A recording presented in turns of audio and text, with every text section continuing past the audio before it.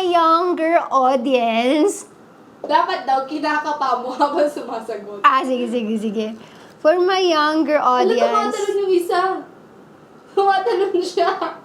Buhay siya! Living din siya! Ayoko na!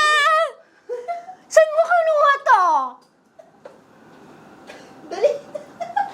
Teka lang, yung kinikilabutan ako. Dali. Yung goosebumps ko. Does it mean to live a good life for my younger audience, the younger generation?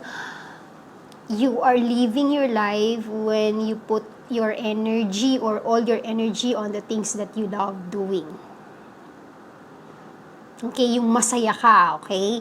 I understand that we have to pay bills. 'Di ba? So then, kung if you're working 8 to 5, then set aside 5 minutes to 15 minutes dun sa bagay na gusto mong ginagawa. Kasi you're gonna shine brighter kapag you're doing what you love. Ano yun? Bakit ngayon hindi na siya feels like, parang hindi na siya feels like insekto? Ba't ang daming buhok? Nag-lift na ako.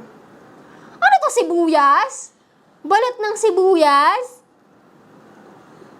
Parang siya mga balat-balat na, leaves? Buti na lang, hindi siya insekto. Kala ko kanina. Nakakatakot. Ay, parang naaamoy ko siya. Parang naaamoy ko na siya. Ay, shucks! Yung neem leaves na nilalagay ko sa ulo ko na nilagyan ko ng coconut oil.